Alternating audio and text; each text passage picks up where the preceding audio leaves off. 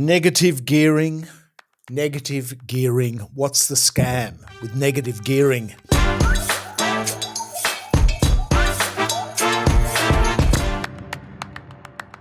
Yes, it is a scam.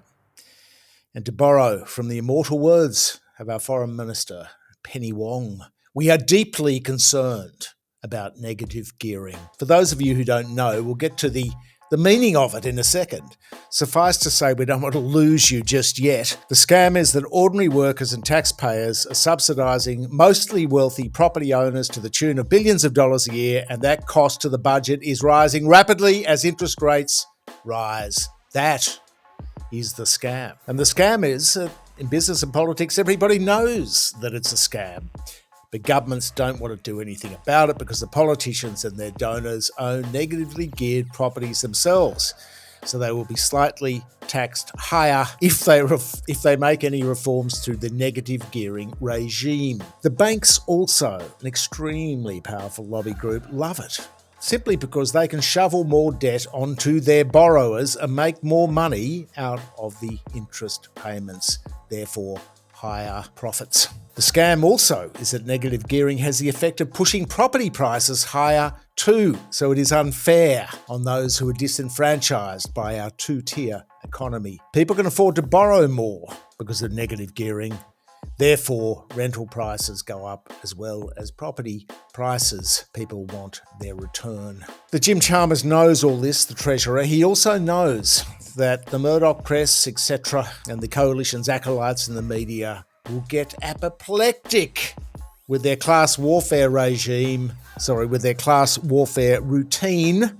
You know, the sky will fall in, negative gearing. I suspect that even the reporters that write about negative gearing don't actually know what it is. They just know that in the right-wing nutjob media, it is an article of faith. It is a religious thing that negative gearing must be preserved. What is it? We'll find out shortly. But property prices are surely at threat if negative gearing is touched. Now, just to make sure that we covered this issue fairly, we called up an old friend and a conservative, but a good thinker who's an expert in property, trusts and funds management. One of those many Australians, in fact, who probably never have voted Labor and may not, but find it hard to vote for the other side of politics because it's been hijacked by the nutjob brigade, whose main interest is class warfare, culture wars, fear-mongering and personality politics rather than rational policies, because negative gearing is not a rational policy. To quote this guy, I'm a fiscal conservative, so I don't like negative gearing because it rewards people for borrowing too much money. Why should taxpayers subsidise other people's borrowings so that they can own 5 properties? Who benefits? Those who have excess income that they don't need to live on. But it's not just a matter of fairness, it's the economic rationale against negative gearing is powerful as well. Now, what percentage of the property market is negatively geared? Well, we don't know that, but we know there is a pricing effect because people can afford to pay more, investors can afford to pay more for property because of the negative gearing subsidies. And in the words of my conservative friend, particularly, there is what he calls the wankers, who own 20 properties on LVRs of 100% or 95% and just do it because it is also an article of faith that the Australian property market just keeps on rising. But these guys will be in trouble too at the moment with interest rates going up. But the fact is, there is no economic rationale for negative gearing. This guy goes on to say, but the real problem I have with it is this. I believe strongly that if everybody behaves financially responsibly, then we have a better society.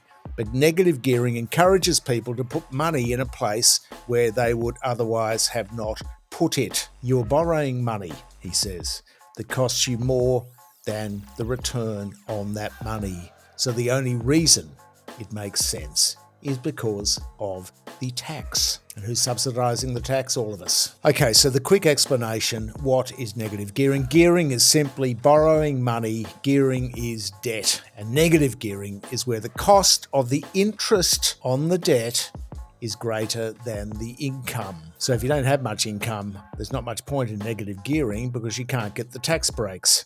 That's why it favours the upper end. That's why the overwhelming majority of negative gearing benefits go to already wealthy people rather than the other side who are locked out of the property market and who have no access to these tax breaks but fund them every time they get their paycheck and see their taxes. If you're earning 50K, for instance, let's say you're getting 50K in rent from the property as well, but the mortgage is costing you 70K, this is probably a common scenario, which means that 20K loss can be offset against other income, including income not pertaining to that property. There is a bit more to do with negative gearing, of course. You can negatively gear shares. It's not just property, but property is the big one, which is costing the budget and which is locking younger Australians out of the property market and forcing rental prices up. There are other things, of course, which we always cover here, such as the Airbnb tax rort, such as capital gains tax relief, also rort, anti-money laundering laws, the dithering on that for 17 years now, so foreign money coming in and driving property prices here. But negative gearing is an obvious one. And as interest rates rise, interest costs rise, negative gearing claims rise, and we're talking about $27 billion tax deductions in the budget this year. So here we have a policy, or a reality, where negative gearing doesn't make any sense economically or in terms of social equity.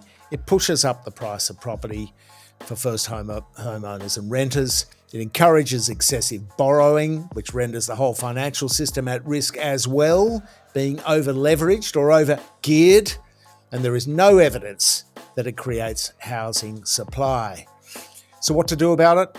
Cut it back to one investment property. Albo Jim, you can just say, we didn't abolish negative gearing. We just made it realistic in the present environment. It is not a broken promise, just like the tax cuts. Make it on new builds only, as Bill Shorten's policy had it before he didn't get up at the last election in favour of ScoMo. And then you take a look at things like CGT, Airbnb, AML laws, and so on.